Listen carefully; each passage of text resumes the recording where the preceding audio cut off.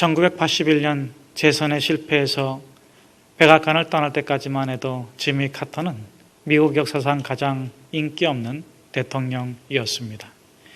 하지만 퇴임 후에는 모든 것이 달라지기 시작했습니다.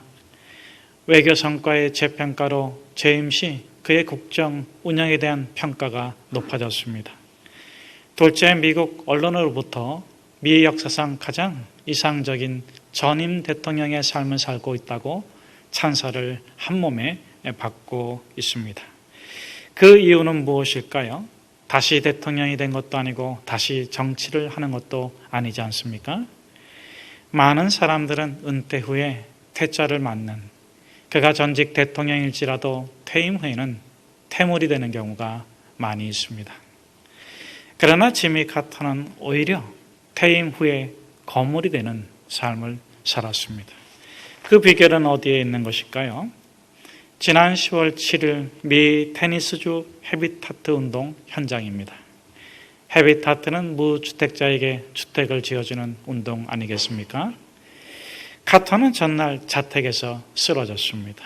바로 전주인 10월 1일 그의 95세 생일 파티가 그 집에서 열렸습니다. 그러니까 정확히 95세 노인이 쓰러진 것입니다. 이마가 찢어지고 피가 났습니다. 이마에 14방울을 봉합 시술을 했습니다. 그런데 약속의 현장에 빠질 수 없다며 강행했습니다. 지난 2015년에는 1년간 긴 투병 끝에 암을 이겨내었고 올해 5월에는 그가 그만 넘어져가지고 엉치뼈가 부러졌습니다. 수술을 받았지만 걷는 데 불편을 겪고 있습니다. 그럼 거물인가요? 이런 퇴물을 무엇이 거물되게 했을까요? 왜 95세의 할아버지가 제대로 걷지 못하고 긴 1년간의 암투병 끝에 겨우 암을 이겨냈고 바로 전날에 넘어져가지고 이마에 12바늘을 꿰맸음에도 불구하고 쉬지 않고 물러서지 않고 자기 집이 아닌 남의 집을 짓는 현장에 달려온 것일까요? 무엇이 95세 할아버지가 젊은이처럼 야구모자를 눌러쓰고 땀 흘리는 현장에 오게 한 것이겠습니까? 그가 전하고 싶은 메시지가 있다면 그것은 무엇일까요? 사람들의 부축을 받으며 사람들의 박수갈채를 받으며 강단에 선 그는 야고보서를 인용해서 이렇게 말합니다. 당신의 삶이 평화, 기쁨, 감사로 충만하지 못하다면 그건 당신의 잘못입니다. 당신의 삶이 감사, 기쁨, 평화로 충만하지 못하다면 그건 당신의 잘못입니다. 하나님이 인간에게 주신 자유는 방종을 위한 것이 아닙니다. 선택을 위한 것입니다. 타락이 아니라 거룩을 위한 것입니다. 상황은 항상 힘듭니다. 어렵습니다. 고통스럽어요. 그러나 내 자신이 어떤 종류의 인간이 될 것인가 하는 것은 우리 자신의 선택에 달려 있습니다. 나이 중요하지 않습니다. 건강 중요하지 않습니다. 선택에 따라 퇴물이 될 수도 있고 거물이 될 수도 있습니다. 꼰대가 될 수도 있고 친구가 될 수도 있습니다. 조롱을 받을 수도 있고 존경을 받을 수도 있습니다. 다른 사람의 선택에 따른 것이 아닙니다. 바로 우리 자신의 선택에 달려있는 것입니다. 둘째, 모든 사람이 하나님의 관점으로 보면 완벽한 삶을 살 수 있습니다. A perfect life. 성공과 실패는 나이에 있지 않기 때문입니다. 물질에 있지 않기 때문입니다. 건강에 있거나 질병에 있는 것도 아니에요. 성공은 명예나 부처럼 지나가는 것에 있지 않습니다. 성공은 약속의 성취에 있습니다. 성공은 출발점에 있지 않습니다. 목적지에 있습니다. 만약 그가 마지막까지 하나님의 뜻을 따랐다면 그는 성공한 사람입니다. 예수님을 보십시오. 마구간에 태어났습니다. 가난하게 자라났습니다. 결혼도 못했습니다. 젊은 나이에 죽으셨습니다. 가장 가까이 있는 사람들의 배신을 당했습니다. 그러나 십자가까지 하나님의 뜻을 따랐기에 완벽한 삶을 살아내셨습니다. 그렇다면 지금 우리가 해야 할 것은 무엇일까요? 지금 내 자신이 해야 될 것이 무엇입니까? 95세의 지미 카터는 매주일 주일학교에서 지금도 한 달에 2번 성경을 아이들에게 가르치고 있습니다. 그러나 이렇게 말하고 있는 것이 아니겠습니까? 대통령도 나이듦도 지나가는 과정이지만 어린 아이들을 가르치는 것은 나의 사명입니다. 사랑하는 여러분, 세상 사람들이 다 그렇게 원하는 대통령직을 떠나보내기 위해서 우리가 해야 될 것이 무엇입니까? 성공을 과정으로 여기고 건강이나 질병도 과정으로 여기고 명예와 부와 재물도 과정으로 여기기 위해서 우리가 해야 될 것이 무엇입니까? 어떻게 해야 우리가 95세가 되어도 1년간 암투병을 했다 할지라도 피가 나고 찢어진 이마를 14바구니를 꼬맸다 할지라도 오늘 내가 따라야 될 사명의 자리에 있을 수 있겠습니까? 무엇이 구약의 요셉처럼 구덩이에 던져지고 감옥에 던져지고 홀로 다신 이국 땅에 버렸다 할지라도 주님이 주신 꿈을 위해서 당당히 이 세상을 살아가게 하는 것입니까? 그것이 있다면 우리가 어떻게 해야 할까요? 오늘 예수님께서 이렇게 말씀하십니다. 시험에 들게 하지 마시옵고 시험에 들게 하지 마시옵고 만일 우리가 시험을 이겨낼 수 있다면 만일 우리가 시험을 이겨낸다면 우리가 작은 예수가 되어서 우리의 생명이 다하는 그날까지 우리는 거룩하고 당당하게 하나님이 주신 꿈을 이루어 가게 될 것입니다. 그러므로 기도하십시오. 이렇게 13절의 말씀입니다. 우리 같이 한번 13절의 말씀을 같이 읽겠습니다. 우리를 시험에 들게 하지 마옵시고 다만 악에서 구하옵소서. 나라와 권세와 영광이 아버지께 영원히 쌓옵나이다. 아멘. 우리를 시험에 들게 하지 마옵시고 다만 악에서 구하옵소서. 이것은 우리 자신을 위한 마지막 기도입니다. 예수님께서 주기도문에서 우리 자신을 위한 3가지 기도를 말씀해 주셨죠. 첫째는 육체를 위한 기도입니다. 일용할 양식을 주옵시고. 둘째는 영혼을 위한 기도입니다. 우리가 우리에게 죄진 자를 사하여 준 것처럼 우리의 죄를 사하여 주십시오. 여러분, 당신의 영혼이 안식을 얻는 자리가 어디입니까? 권력의 자리일까요? 재물의 자리일까요? 미안하지만 아닙니다. 용서하는 곳에서 우리 영혼이 쉼을 얻고 평화를 누립니다. 하루의 행복을 원하십니까? 이발소에 가십시오. 한 주간의 행복을 원하십니까? 여행을 떠나십시오. 한 달의 행복을 원하십니까? 결혼을 하세요. 그러나 평생 행복을 원한다면 뭐 해야 될까요? 정직하십시오. 여러분, 정직은 사실에부터 시작하는 것이 아닙니다. 진실로부터 시작하는 것이 아닙니다. 정직은 용서에서부터 시작됩니다. 용서할 때 우리의 영혼이 비로소 순결해집니다. 셋째, 예수님께서 우리 자신을 위해서 가르치신 기도는 타락한 세상을 이기는 기도입니다. 이렇게 기도하라고 말씀하십니다. 시험에 들게 하지 마옵시고 다만 악에서 구하옵소서. 여기서 알 수 있는 것은 우리가 사는 세상은 유토피아가 아니라는 것입니다. 에덴처럼 보이지만 소돔이고 고모라입니다.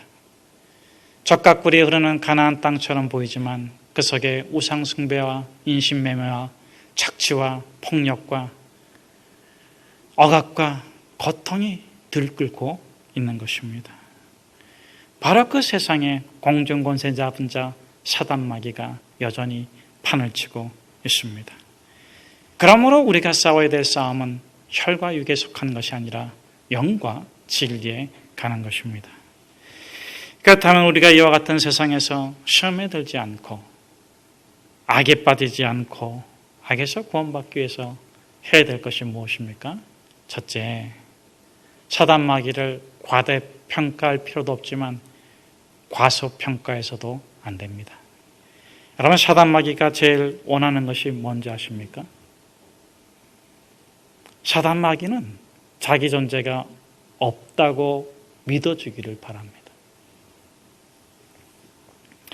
사단마귀의 속성은 숨는 것입니다. 에덴에서는 뱀에게 숨었고 끊임없이 어떤 존재에 숨어서 자신의 존재를 감추고 거짓을 말하는 것이 사단마귀의 속성입니다. 사단마귀가 가장 바라는 것은 자기의 거짓말을 다른 존재가 해주는 거예요. 그리고 우리가 사단마귀가 없다고 믿기를 바라는 것입니다. 사단은 없다, 귀신은 없다, 인간의 상상의 산물일 뿐이다, 심리적 현상일 뿐이다, 사단마귀는 존재하지 않는 것이다, 신이나 마귀나 귀신은 인간이 그저 편의를 위해서 만들어내는 것일 뿐이다. 그러나 여러분, 우리는 이 마귀의 존재를 인정해야 합니다. 그렇다면 사단마귀는 어떤 존재입니까? 성경에 보면 별칭이 나옵니다. 옛뱀, 용, 베리알, 아바돈, 아볼론, 바알세불, 사탄, 무저갱의 사자, 죽음의 사자, 귀신의 왕, 세상의 임금, 어둠의 주권자, 거짓의 아비, 살인자, 거짓말쟁이, 공중권세 잡은 자, 원수, 대적. 그의 이름은 디아볼로스, 모략자, 중상자, 사기꾼, 거짓말쟁이입니다. 여러분, 사기꾼인 이 사단마귀가 끊임없이 뭐라고 있습니까? 이 사단마귀가 끊임없이 뭐라고 있습니까? 왜 이렇게 성경에 많은 별칭이 소개되어 있는 겁니까? 제가 다 읽은 게 아니에요. 대표적인 것만 읽었어요. 여러분, 사단마귀가 뭐 하고 있습니까? 변신. 존재를 바꾸어서 끊임없이 거짓말을 하고 있습니다. 때로는 우리가 놀라울 정도로 사단마귀가 진실을 말하기도 하고 사실을 말하기도 해요. 귀신들이 예수님 앞에 엎드려가지고 뭐라고 말합니까? 다윗의 자손 예수여, 우리를 떠나십시오. 다윗의 자손 예수여, 당신과 우리가 무슨 상관이 있나이까? 하나님이신 예수님께 간청을 드리기도 합니다. 그러나 그들의 본질이 거짓이며 거짓이기 때문에 진리를 말할 때에도 진리신 하나님을 대적하기 위해서 말하는 거예요. 그들의 입에서 나오는 진리조차도 거짓이요, 거짓입니다. 그들이 거짓으로 하나님을 거역하다가 안 되면 진실을 가지고 하나님을 대적하는 거예요. 둘째로, 우리가 시험에 들지 않고 악에서 구원받기 위해서 기도해야 합니다. 오늘 예수님께서 말씀하십니다. 시험에 들지 않게 마옵시고. 여러분, 그런데 우리가 기도할 때 먼저 알아야 될 게 있어요. 우리에게 다가오는 시험은 두 가지가 있습니다. 그것이 선한 모양으로 오든 고난의 모양으로 오든 건강으로 오든 질병으로 오든 영적으로 보면 하나님이 주시는 시험과 마귀가 주는 시험이에요. 여러분, 하나님이 주시는 시험이 무서울까요? 마귀가 주는 시험이 무서울까요? 하나님이 주는 시험이 견디기가 어려울까요? 마귀가 주는 시험이 견디기가 어려울까요? 그래요. 당한 대로 대답하시는 거죠. 저는 가끔 가다가 하나님이 시험 안 주면 좋겠어요. 하나님이 시험이 더 무서운 것 같아요. 아브라함에게는 뭘 요구하십니까? 너 독자 바쳐라. 이건 말도 안 돼.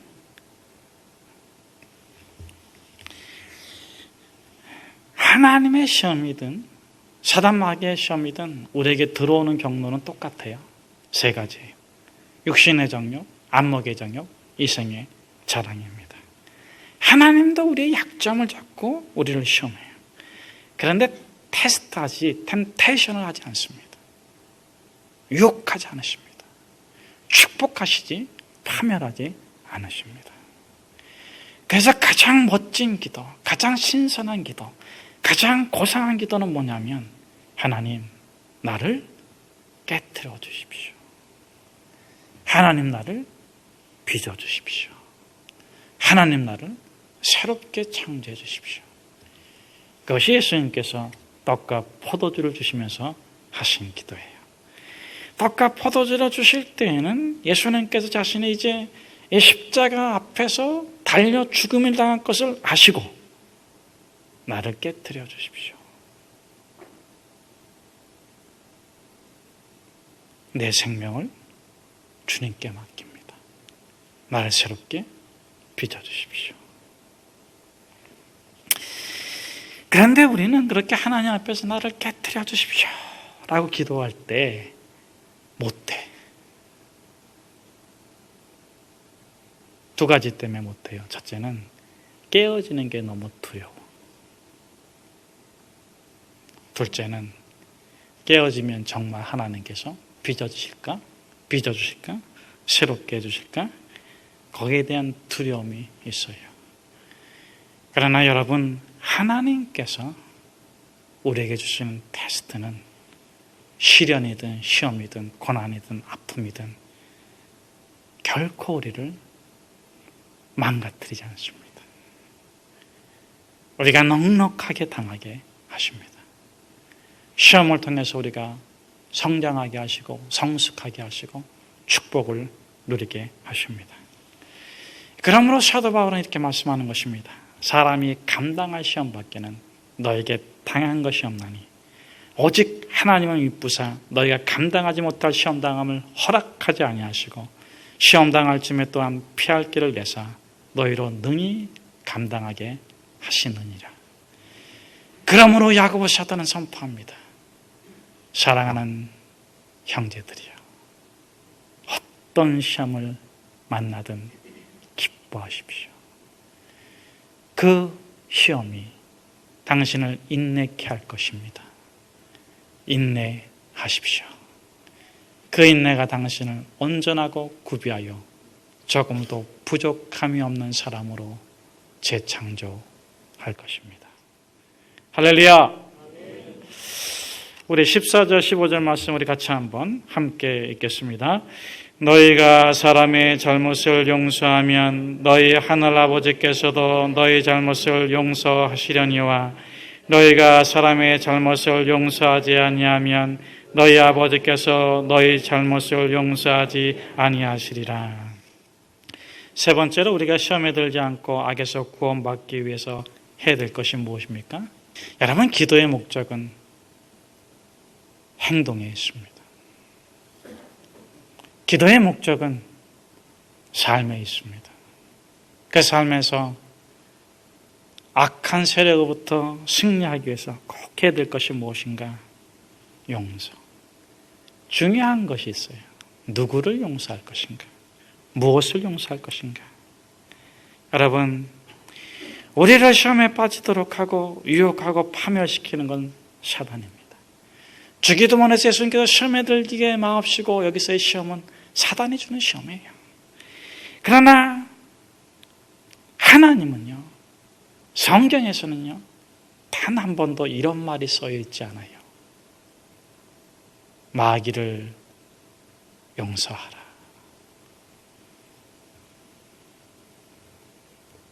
귀신을 용서해라. 오늘도 우리가 시험받고 악에 빠지고 고난을 당하고 고통을 당하는 게 그 주체가 사단 마귀인데 마귀를 용서해라 이렇게 써 있지 않아요. 그럼 뭘 용서하라고 써 있습니까? 사람을 용서해라. 세 가지 이유 때문에 그렇습니다. 마귀를 용서하라고 하지 않으시는데 세 가지 이유 때문에 그래요. 첫째는 마귀는 대적해야 됩니다. 둘째, 마귀는 사람에게 숨어있기 때문에 그렇습니다. 셋째, 마귀는 용서할 수가 없어요. 본질이 거짓이기 때문에. 여러분, 거짓을 용서할 수는 없어요.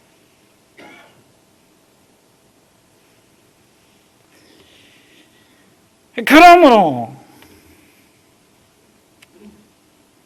그 사단 마귀의 앞잡이가 된 사람을 용서해라. 너를 괴롭히는 사람을 용서해라. 너가 신앙을 갖고 너가 하나님을 떠나지 않는 것은 내가 최선을 다해서 너를 도와줄 수는 있지만 너일지라도 내 영혼을 하나님의 존전에서 떠나기는 못한다. 내가 영웅이 되든 내가 살인자가 되든 내가 부자가 되든 내가 거지가 되든 내가 존경을 받든 내가 조롱을 받든 내가 할 수 있는 것은 내 영혼이 하나님 앞에 있기를 바라고 그것을 갈구하고 그것을 바라고 그것을 위하는 것뿐이다. 사랑하는 여러분, 이렇게 기도합시다. 시험에 들게 마시옵고 다만 안에서 구하옵소서. 기도하겠습니다.